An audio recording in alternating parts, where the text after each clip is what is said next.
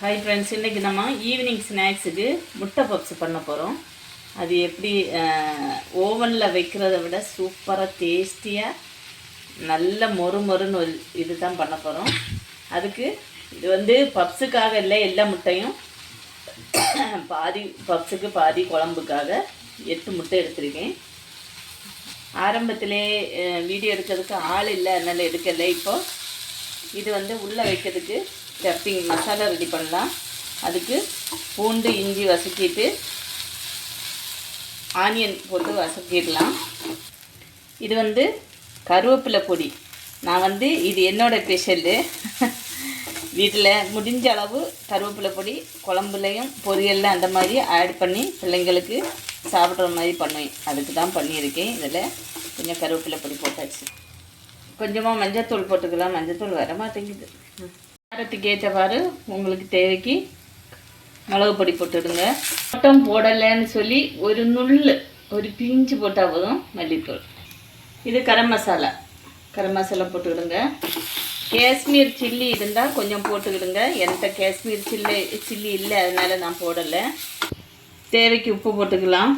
இது ரொம்ப fry ஆகண்டாம். Onion மீடியமாக ஃப்ரை ஆன போதும். இப்போது இந்த மசாலா ரெடி ஆயிடுச்சு. ஆஃப் பண்ணிக்கலாம். இது மாவு, மைதா மாவு தான்.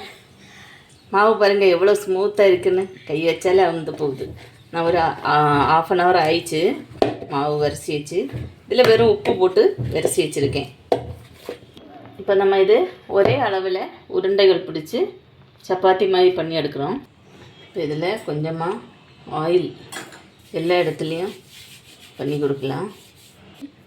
லைட்டாக மாவு தூவி விட்டுருங்க. இதுலேயும் அதே மாதிரி எண்ணெய் இது பண்ணிவிட்டு இந்த மாதிரி உங்களுக்கு எத்தனை வேணுமோ அந்த அளவில் நான் இப்போ இன்றைக்கி ஒரு 6-7 இந்த மாதிரி சப்பாத்தி பண்ணி மேலே இப்படி அடுக்கிட்டே வரணும். ஆகணும் பாருங்க. இந்த மாதிரி சப்பாத்தி மேலே பண்ணி இது பண்ணியாச்சு. இப்போ நம்ம இதை பரத்தி எடுக்கலாம். ஸ்ட்ரைட்டாக கட் பண்ணி எடுத்துகிட்டு பரட்ட போடணும். இந்த மாதிரி கட் பண்ணி எடுத்துட்டு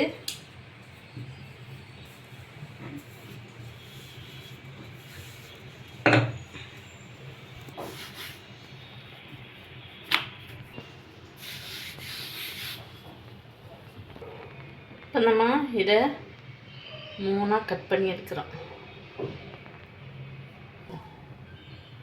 இந்த மாதிரி கொஞ்சம் பெருசாகவே இருக்கட்டும்.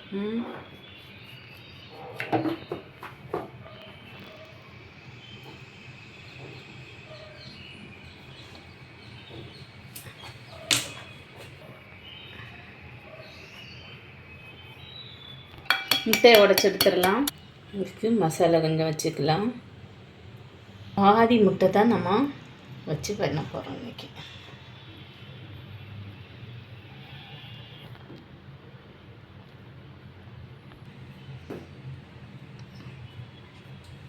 இந்த மாதிரி பண்ணி எடுத்துக்கிடுங்க. எல்லாத்தையும் இந்த மாதிரி பண்ணி எடுத்துகிட்டு நம்ம இனி ஃப்ரை பண்ணி எடுக்க வேண்டியது தான்.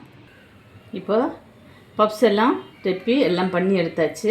இப்போ நம்ம இதை கடாயில் எண்ணெய் ஊற்றிட்டு கடாய் சூடாகட்டும். சூடானதுக்கப்புறம் எண்ணெய் ஊற்றிக்கலாம். எண்ணெய் சூடாகட்டும். நம்ம எண்ணெய் சூடாகிச்சு போட்டு கொடுக்கலாம். இப்போ ஒரு ஸ்டெப்பில் 2 போட்டு எடுக்குவேன். அப்போ நமக்கு இது உடையாமல் நீட்டாக வரும். நல்ல கோல்டன் கலர் ஆனதுக்கப்புறம் எடுத்துக்கிடுங்க. சரிங்களா?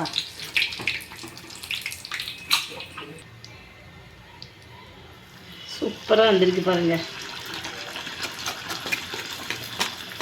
பார்த்தீங்களா? பாருங்கள் நண்பர்களே, இன்றைக்கி எங்களுக்கு ஈவினிங் ஸ்நாக்ஸ் இது தான். நம்ம வீட்டில் பண்ணுறது ரொம்ப சேஃபாகவும் இருக்கும், டேஸ்டியாகவும் இருக்கும், ஹெல்த்தியாகவும் இருக்கும். நம்ம எண்ணெயில் தான் போட்டு எடுத்தோம், ஆனாலும் ஆயிலை குடிக்காமல் நல்லா இருக்குது. மொறுன்னு இருக்குது பாருங்கள். நாங்கள் காமிச்சதேன் பார்த்தீங்களா? நல்லா சூப்பராக இருக்குது.